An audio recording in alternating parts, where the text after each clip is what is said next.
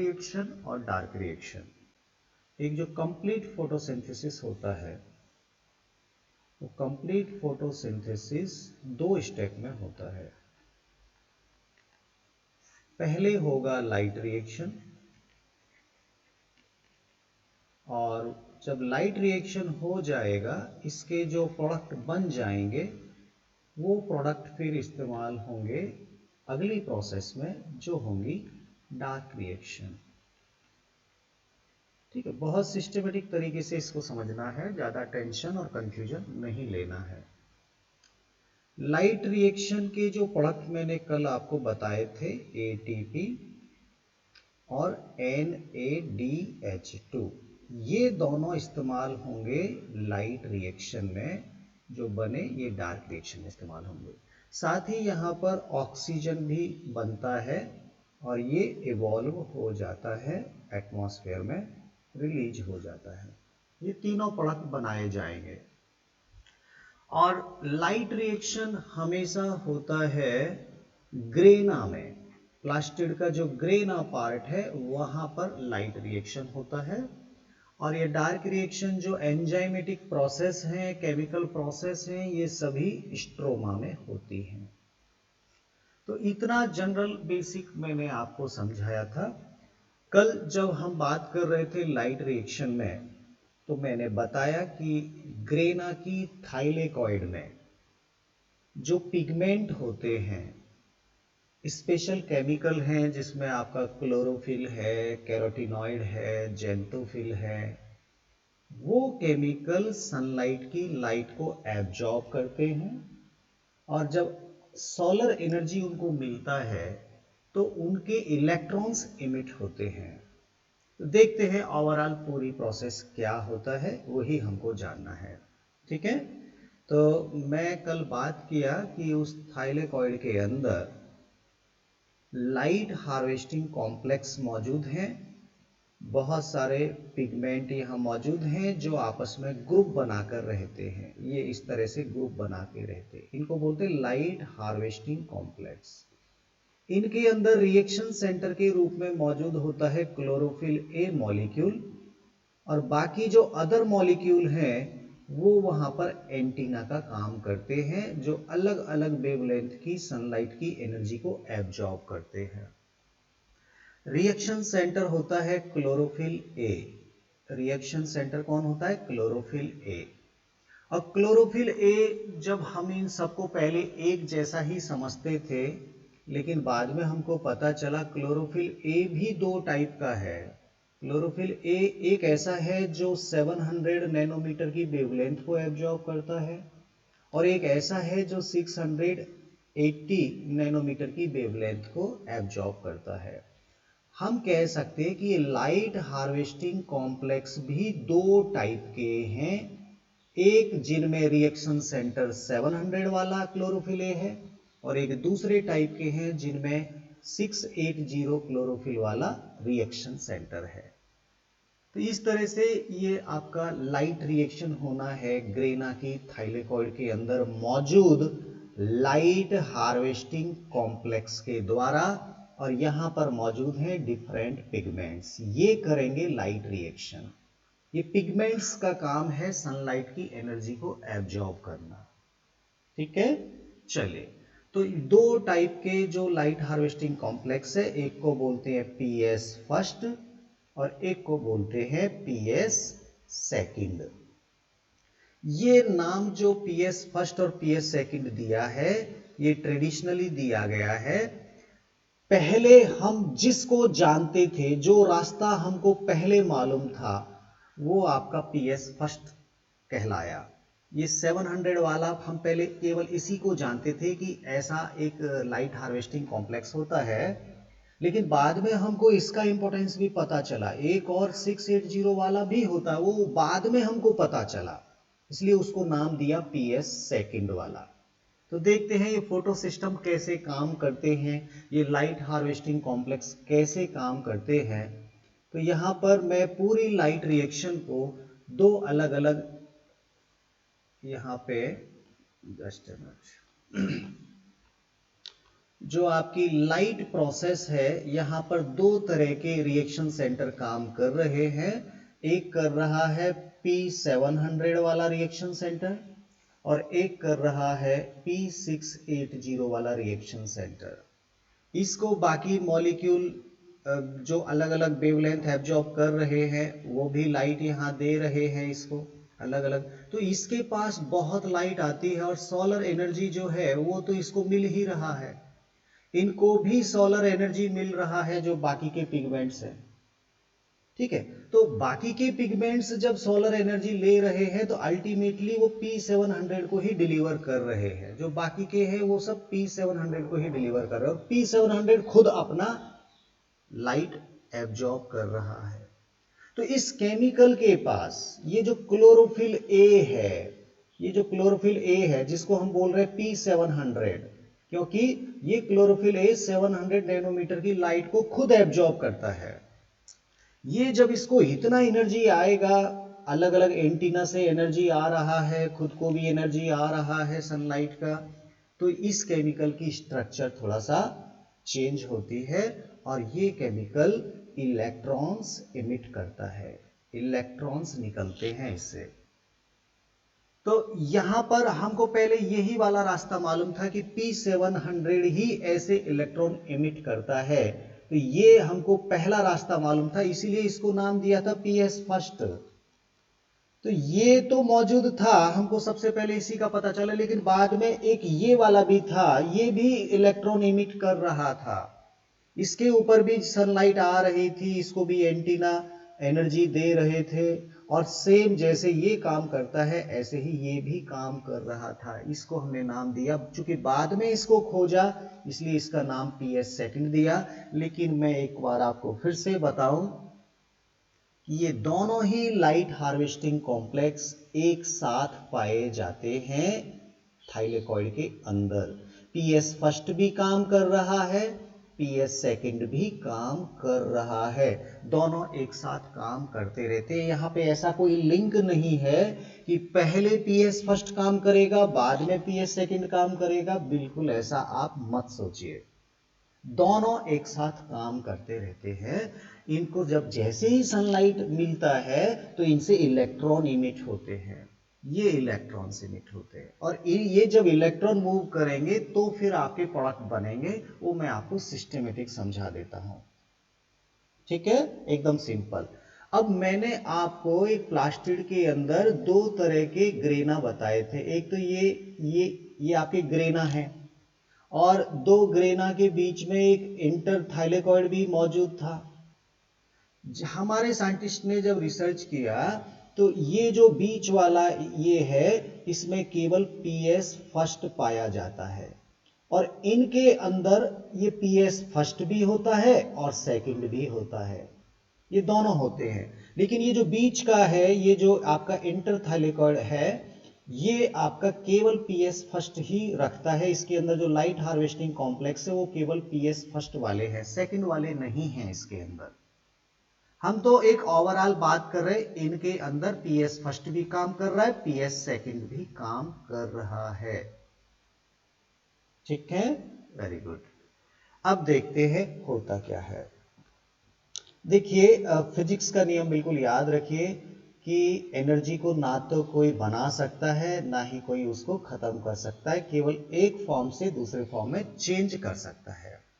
तो यहां पर कोई भी कुछ भी एनर्जी नहीं बना रहा है, केवल क्या किया, जो सनलाइट की एनर्जी थी इसी को एब्जॉर्ब किया। आपका मान लीजिए वो फाइनली पहुंची P700 के पास, ये आपका क्लोरोफिल ए का मॉलिक्यूल है, बाकी के पास भी पहुंची, उन्होंने अलग अलग वेवलेंथ को एब्जॉर्ब करके P700 को ही दे दिया। तो इस केमिकल में इतनी एनर्जी है कि इससे इलेक्ट्रॉन इमिट होते हैं, वो इलेक्ट्रॉन उस एडिशनल एनर्जी को लेके जा रहा है। एनर्जी किसके पास है अब, इलेक्ट्रॉन के पास, क्योंकि जो भी एक्स्ट्रा एनर्जी आई उस एनर्जी को लेके ही तो इलेक्ट्रॉन बाहर जंप कर रहे हैं। ये इलेक्ट्रॉन कहां जंप कर रहे हैं, ये क्यों जंप किए, इलेक्ट्रॉन ने आखिर ये जंप क्यों किया, क्यों? क्योंकि इनके पास एनर्जी लेवल इतना बढ़ गया कि जो आउटर सेल में इलेक्ट्रॉन थे वो बाहर इमिट हो गए, एस्केप हो गए। ठीक है, अब ये काम कहां हो रहा है? ये काम हो रहा है, ये थाइलेकॉइड है, ये थाइलेकॉइड की मेम्ब्रेन्स मैंने बना दी। थाइलेकॉइड भी डबल मेम्ब्रेन होता है। सपोज यहां पर ये एक केमिकल पड़ा था P700, ये वाला, ये लाइट हार्वेस्टिंग कॉम्प्लेक्स, सनलाइट इसको मिला तो इसका इलेक्ट्रॉन इमिट हो गया। अब इलेक्ट्रॉन जब बाहर निकला तो कोई ना कोई तो उसको रिसीव करेगा ना इलेक्ट्रॉन को। भाई इलेक्ट्रॉन नेगेटिव चार्ज है, कोई ना कोई एक ऐसा केमिकल होगा जो इन इलेक्ट्रॉन को रिसीव कर सकता है। तो यहां पर ये जो मेम्ब्रेन है थाइलेकॉइड की, यहां पर ऐसे कुछ केमिकल हैं जो इनको इलेक्ट्रॉन को रिसीव कर सकते हैं। और वो केमिकल का एक चेन है जिनको हम साइटोक्रोम कहते हैं। साइटोक्रोम ये ऐसे केमिकल हैं जो इलेक्ट्रॉन का ट्रांसपोर्टेशन करते हैं, इलेक्ट्रॉन को कैरियर करते हैं, इलेक्ट्रॉन को आगे बढ़ने का रास्ता देते हैं। ठीक है, ये साइटोक्रोम कहां है? ये थाइलेकॉइड की मेम्ब्रेन के अंदर है। साइटोक्रोम ऐसे केमिकल हैं जो इलेक्ट्रॉन अगर कोई इमिट हुआ तो उसको ये रिसीव कर सकते हैं और पहले इसके पास जाएगा, फिर इसके पास जाएगा, फिर इसके पास जाएगा, ऐसे एक पूरा चेन बना है साइटोक्रोम का, एक के बाद एक, इसके बाद ये।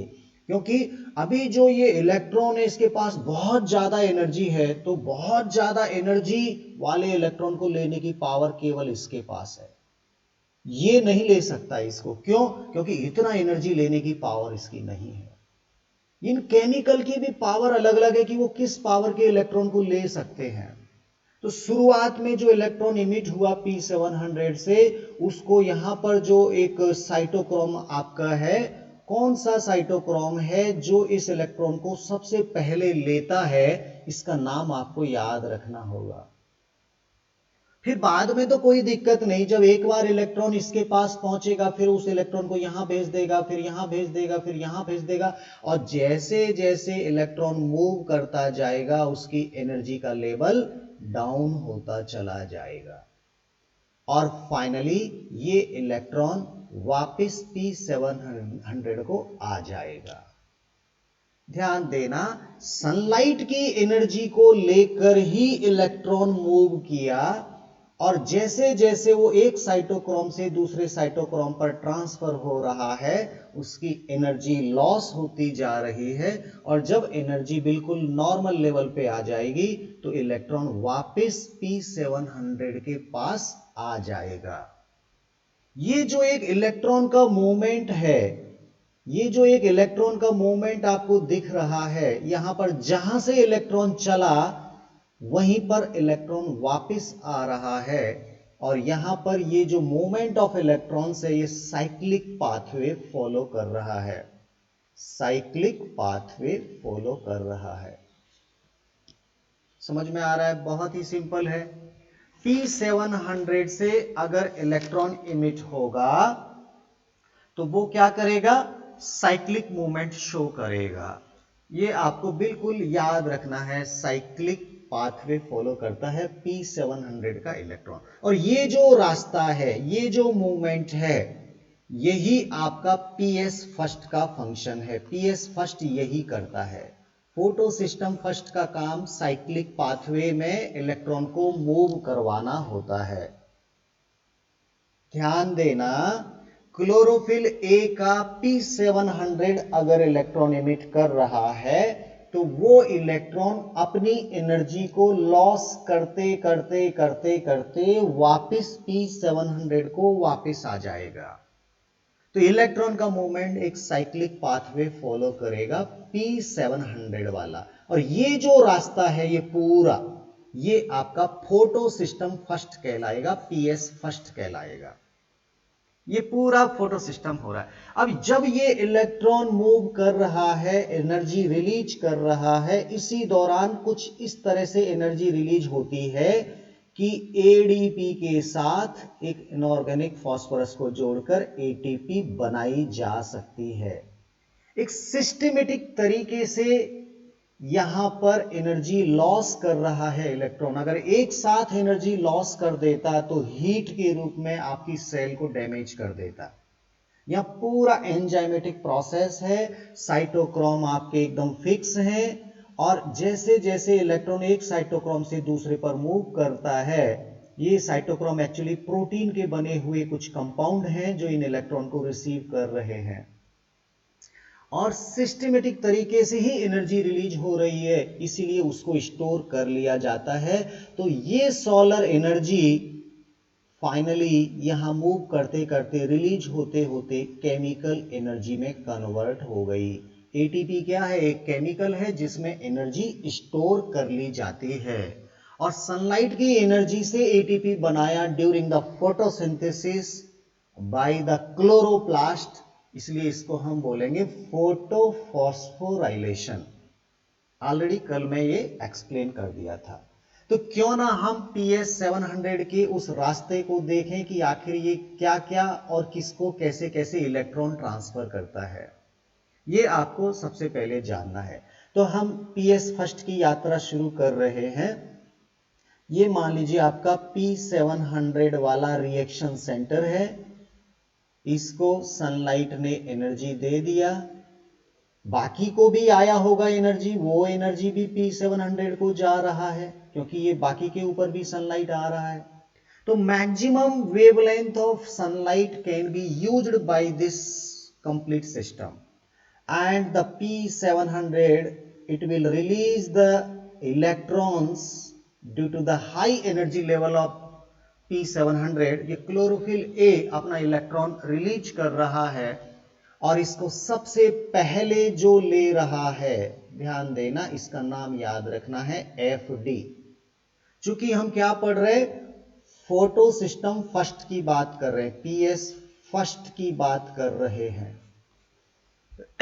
इतना मालूम चला कि PS फर्स्ट में साइक्लिक मूवमेंट होगा, साइक्लिक मूवमेंट देखने को मिलेगा, और इलेक्ट्रॉन वापस यहीं पर आएगा। तो ये FD का मतलब होता है फेरिडॉक्सिन। FD का मतलब क्या हो गया? फेरिडॉक्सिन। फेरिडॉक्सिन नाम का जो साइटोक्रोम है वो P700 की इलेक्ट्रॉन को रिसीव करता है। ठीक है, अब P700 ये इलेक्ट्रॉन का हाईएस्ट पीक लेवल था, और वहां पर FD इसको यूज करता है। अब जैसे ही ये अगले साइटोक्रोम को भेजेगा तो उसका लेवल थोड़ा डाउन हो जाएगा, वो थोड़ा नीचे लेवल पे आएगा, कुछ एनर्जी धीरे धीरे रिलीज होगी। तो सबसे पहले मैं बात करता हूं यहां पर फेरिडॉक्सिन से जब इलेक्ट्रॉन ट्रांसफर होगा तो यहां पर आएगा आपका साइटोक्रोम B6। थोड़ा एक नाम याद रह जाएगा, ये बहुत ज्यादा कॉम्प्लिकेटेड नहीं है, आप बिल्कुल डरिए नहीं। साइटोक्रोम B6, और साइटोक्रोम B6 से फिर अगला जब ये इलेक्ट्रॉन आगे ट्रांसफर होगा तो ये आएगा साइटोक्रोम F।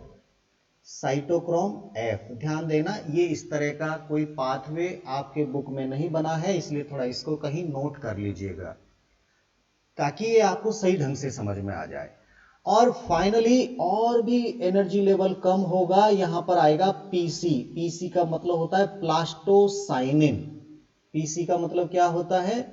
प्लास्टोसाइनिन। तो ये PC के पास आएगा, और PC वापस इस इलेक्ट्रॉन को P700 को वापस दे देगा। अब इसमें किस स्टेप में वो एनर्जी निकलेगी जिससे ATP बनाया जाएगा?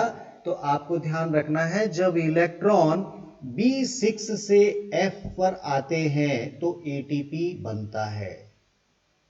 जब साइटोक्रोम B6 से साइटोक्रोम F पर ट्रांसफर होते तो यहां पर वो सफिशिएंट एनर्जी रिलीज हो जाती है जिससे ATP बनाया जा सकता है। तो ये बात हमको समझ में आई कि फोटो सिस्टम फर्स्ट में केवल और केवल ATP ही बनते हैं और कुछ भी नहीं बना। The product of photo system first, the product of photo system first is only ATP। समझ में आया? अगर इलेक्ट्रॉन साइक्लिक मूवमेंट कर रहा है, अगर इलेक्ट्रॉन इमिट P700 से हुआ है, तो यहां पर केवल एटीपी ही बनाई जाती है, ना तो यहां वाटर स्प्लिट हुआ, ना यहां NADH2 बना, ऐसा यहां कुछ भी नहीं हुआ, केवल एटीपी बनाई गई। मुझे लग रहा है कि फोटो सिस्टम फर्स्ट आपको समझ में आ गया होगा। आपको केवल नाम याद रखना है, फोटो सिस्टम फर्स्ट में इलेक्ट्रॉन एक्सेप्टर कौन है? Ferredoxin, FD। फर्स्ट है तो फर्स्ट मतलब F मतलब फेरिडॉक्सिन। ऐसे थोड़ा दिमाग में डाल लीजिए, क्योंकि जब P680 वाला हमको रास्ता पता चला कि अरे ये भी करता है और इसका रास्ता कुछ अलग है, तो फिर वहां पर P680 के इलेक्ट्रॉन को कौन लेगा? वो दूसरा होगा, उसको भी ध्यान रखना होगा। तो ये एक रास्ता है फोटो सिस्टम फर्स्ट का, और यहां पर सोलर एनर्जी से केमिकल एनर्जी बना ली गई है जो आगे डार्क रिएक्शन में काम आएगी। अभी ये केवल इलेक्ट्रॉन मूव किया, केवल लाइट रिएक्शन चल रहा है, और लाइट रिएक्शन में क्या हो रहा है? केवल क्लोरोफिल ए का मॉलिक्यूल एक रिएक्शन सेंटर के रूप में काम करते हुए इलेक्ट्रॉन इमिट कर रहा है, और जैसे जैसे इलेक्ट्रॉन आगे मूव कर रहा है एनर्जी रिलीज होती जा रही है इलेक्ट्रॉन की, और उस एनर्जी से ही एटीपी बनाया जा रहा है। That is the photo system first cyclic movement. मुझे लग रहा है एकदम से समझ में आ गया होगा। ठीक है, अब चलिए हम बात करते हैं कि भैया हमको तो यहाँ इस थाइलेकॉइड में ये वाला रास्ता तो पता चला हमको। सबसे पहले हम यही जानते थे कि ऐसा ही होता है, लेकिन बाद में एक दूसरा सिस्टम देखा, उसका इलेक्ट्रॉन तो ऐसे मूव करके जा रहा और वापस आया ही नहीं इसके पास। PS सेकंड जो था उसका जो इलेक्ट्रॉन निकला वो उसके पास वापस लौट के नहीं आया, वो चला गया। और वो जो मूवमेंट होगा वो एसाइक्लिक मूवमेंट होगा इलेक्ट्रॉन का, वापस नहीं आएगा 680 के पास।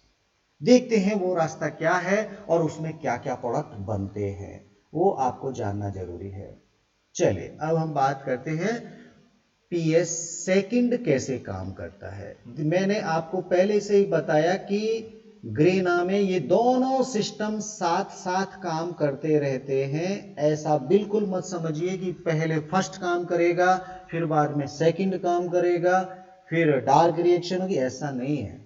ये काम कर रहा है, ये भी काम कर रहा है, वो PS फर्स्ट भी अपना एटीपी बना रहा है, वो उसका काम है।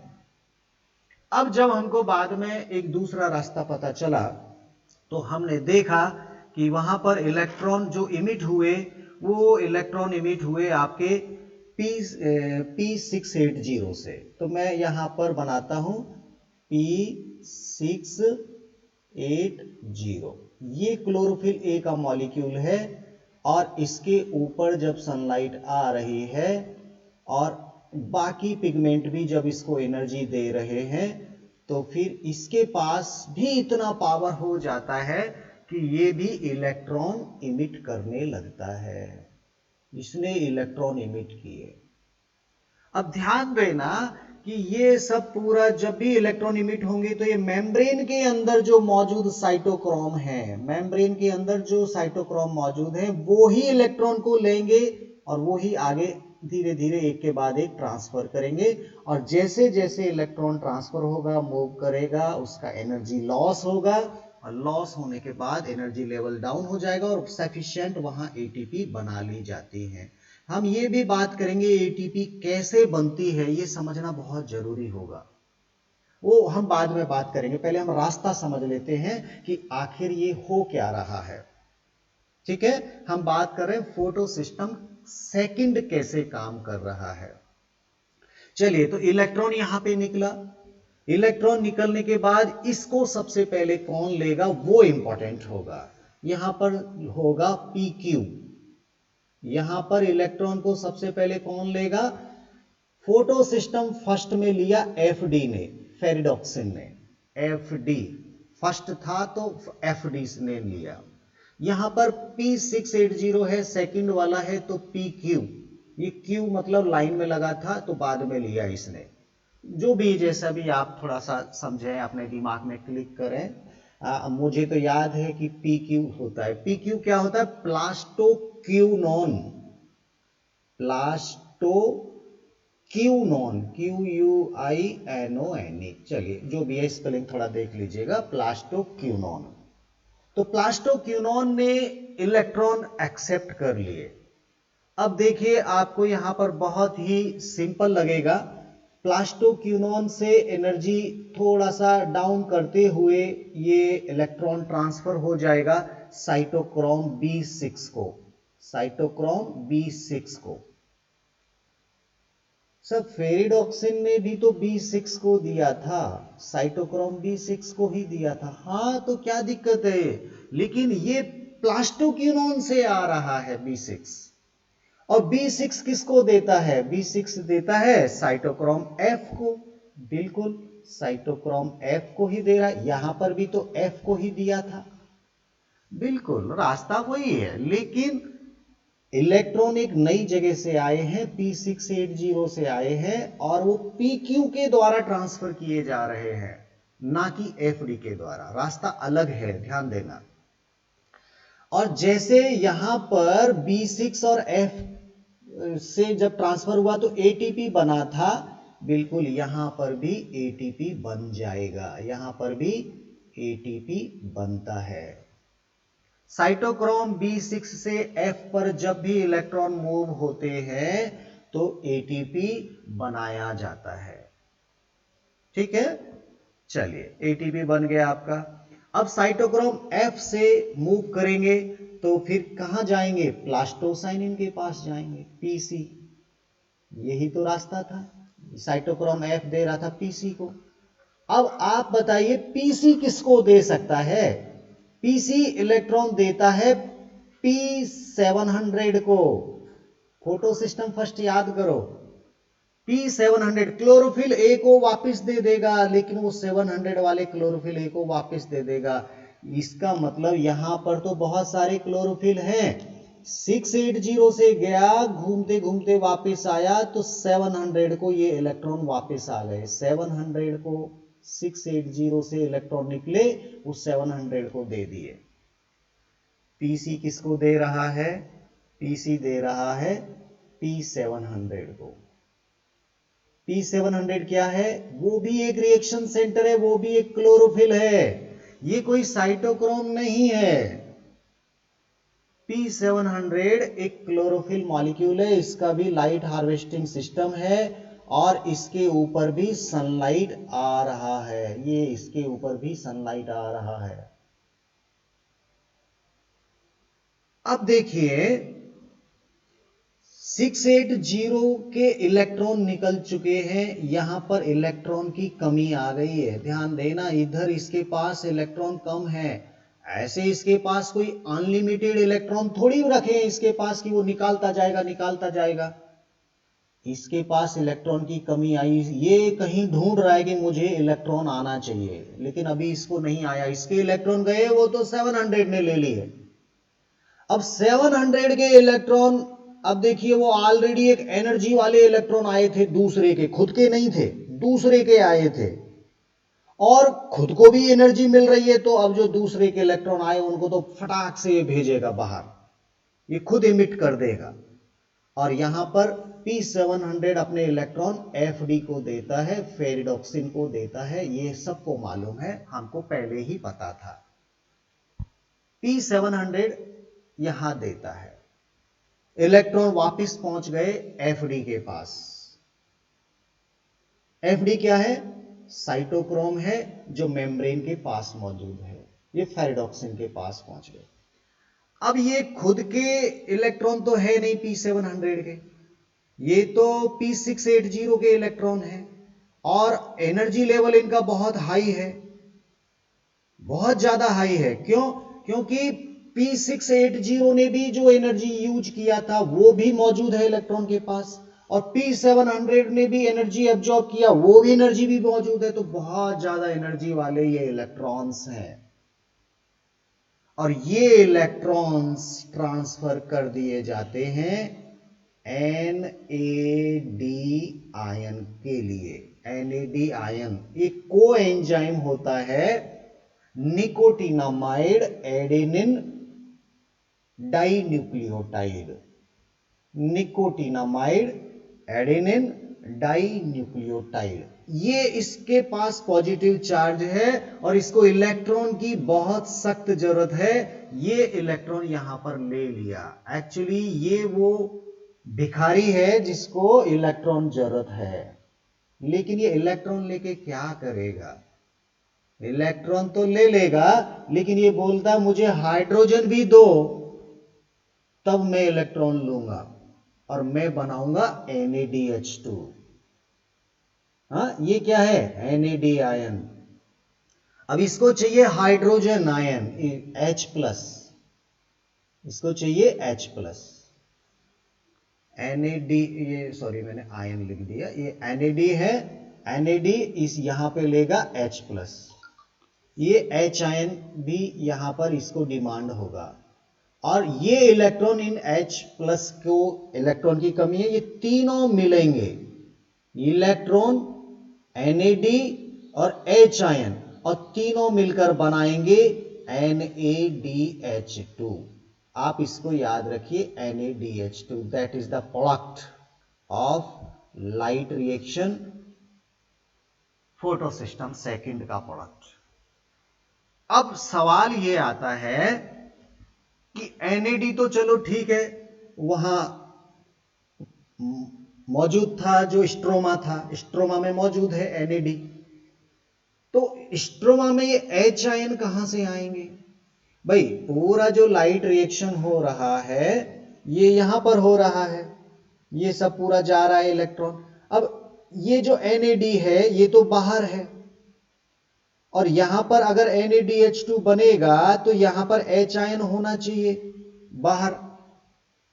यहां पर H आयन कहां से आएंगे? यहां पर पानी को तोड़ा जाएगा। क्यों पानी टूट जाता है? पानी तो भरा पड़ा है स्ट्रोमा में, पानी तो स्ट्रोमा में बहुत सारा है। एक्चुअली हो क्या रहा है ये आप बिल्कुल समझ लीजिए, सब कुछ ऐसे नहीं हो रहा है, यहां पे कंडीशन ऐसी बन चुकी है। देखिए मैं अभी जस्ट आपको समझाता हूं, ये थोड़ा सा अटक रहा है, कोई बात नहीं, मिट जा सिम सिम। अरे शाबाश, ठीक है। चलिए देखो, एक तो ये P680 बोल रहा है कि मुझे मेरे इलेक्ट्रॉन वापस दो, इधर इलेक्ट्रॉन का डिमांड चल रहा है, इधर NAD बोल रहा है कि मुझे हाइड्रोजन दो, और एंजाइम्स तो यहां पे मौजूद है ही हैं। वो क्या करते? ऐसा करते, पानी को तोड़ते हैं, तुम हाइड्रोजन ले लेना, तुम इलेक्ट्रॉन ले लेना।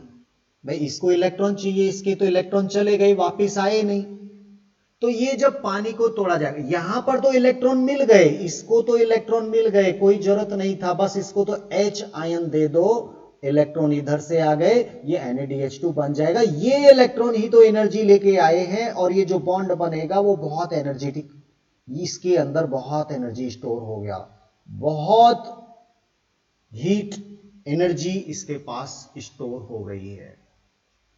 ये जो बॉन्ड बने ना, ये बॉन्ड बहुत काम के हैं। यकीन मानिए जब आप आगे इसको पढ़ेंगे, एक NADH2 में इतनी एनर्जी स्टोर है कि आगे चलकर ये 3 ATP बना पाएगा अकेला NADH2, इतनी पावर इसके पास है। ये NADH2 जब अपने हाइड्रोजन को हटाएगा तो बहुत एनर्जी निकलेगी, ATP बनेंगे इससे।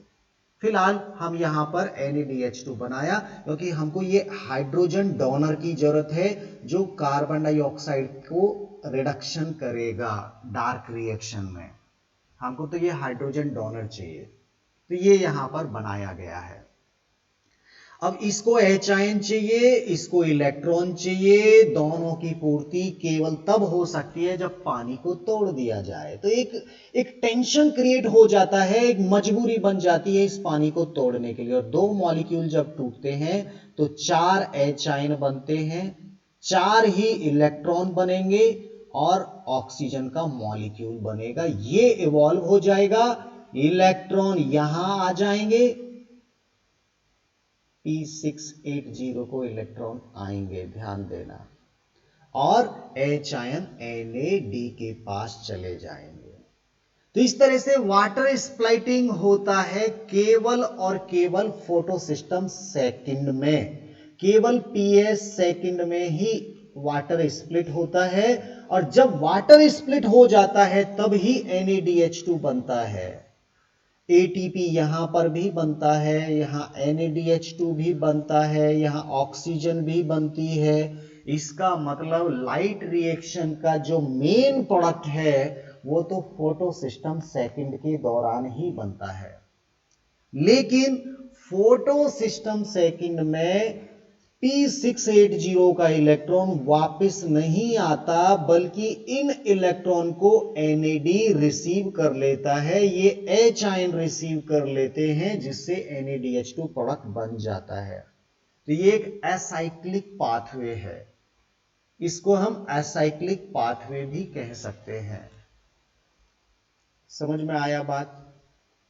अब यहां पर एक चीज आपको और जानना है, ये एनर्जी लेवल के हिसाब से जब इन मॉलिक्यूल को अरेंज करते हैं, इसका एनर्जी लेवल सबसे हाई, इसका थोड़ा कम, इसका थोड़ा कम, इसका थोड़ा कम, इसका कम, लेकिन फिर एकदम से हाई।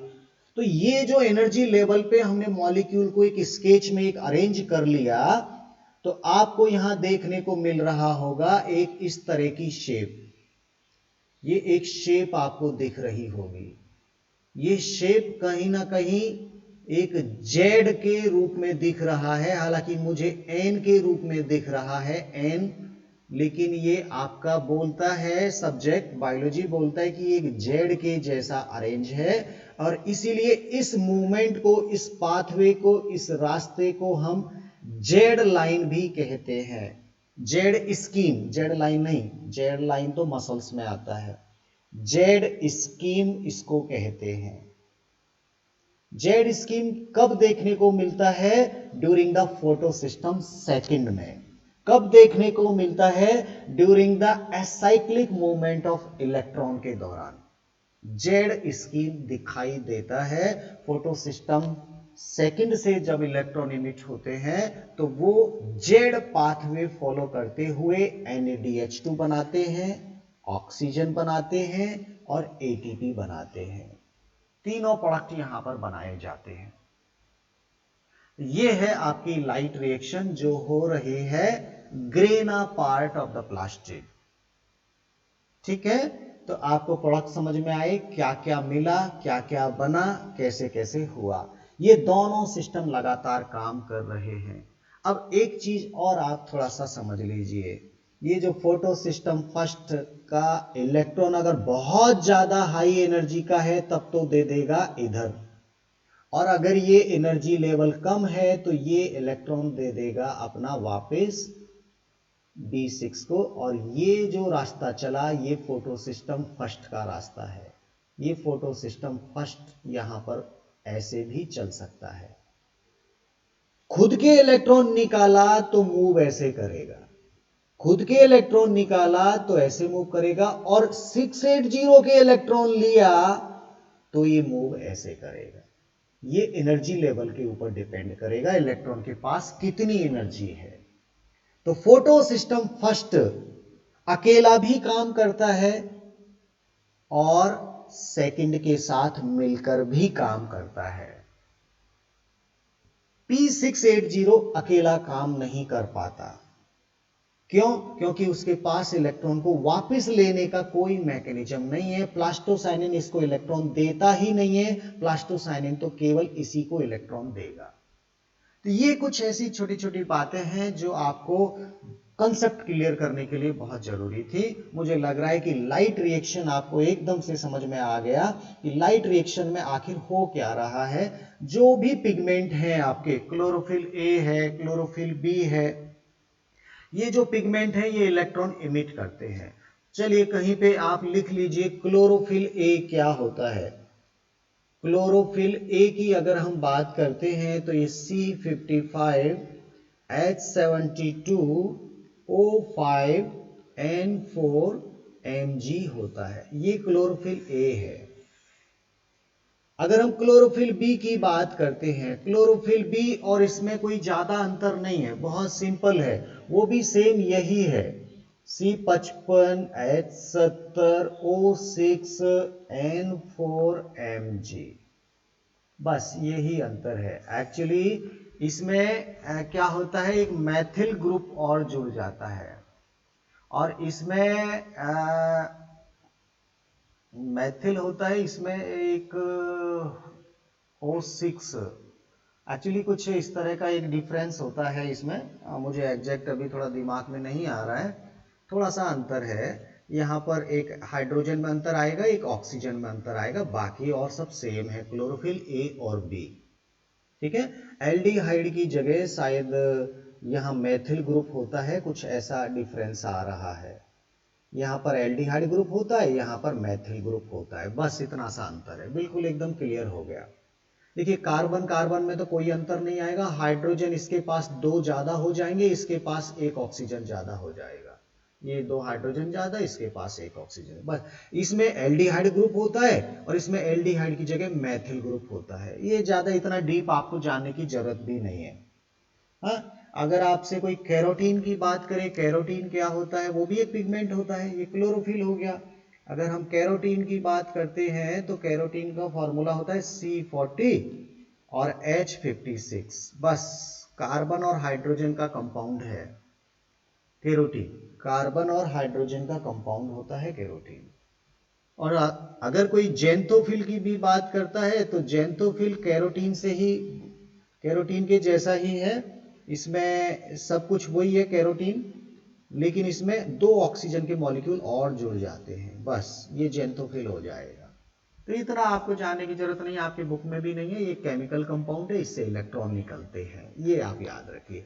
हमेशा फोटोसिंथेसिस में रिएक्शन सेंटर केवल और केवल क्लोरोफिल ए का मॉलिक्यूल ही होता है। चाहे पत्ती लाल रंग की है, लाल रंग की पिगमेंट वहां ज्यादा है, फिर भी उन लाल रंग की पत्तियों में भी ग्रीन कलर का क्लोरोफिल ए जरूर होगा, तभी वो वहां फोटोसिंथेसिस हो रहा है, नहीं तो फोटोसिंथेसिस नहीं होता। क्लोरोफिल ए ही फोटोसिंथेसिस करवाता है, वही रिएक्शन सेंटर है, वही साइटोक्रोम को इलेक्ट्रॉन ट्रांसफर कर पाता है, बाकी के मॉलिक्यूल नहीं करेंगे। ठीक है, तो लाइट रिएक्शन में क्या क्या मिल गया आपको? लाइट रिएक्शन में आपको एटीपी मिल गया, आपको NADH2 मिल गया, और आपको ऑक्सीजन मिल गया।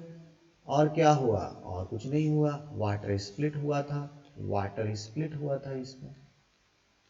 ये हमारा आज का लाइट रिएक्शन। अब हम कल बात करेंगे कि एटीपी और NADH2 का इस्तेमाल करके डार्क रिएक्शन जब होती हैं तो कैसे ग्लूकोज बनवाया जाता है, ये ग्लूकोज कैसे बनता है, यही डार्क रिएक्शन पढ़ना है। Dark reaction are 100% depend on the product of light reaction.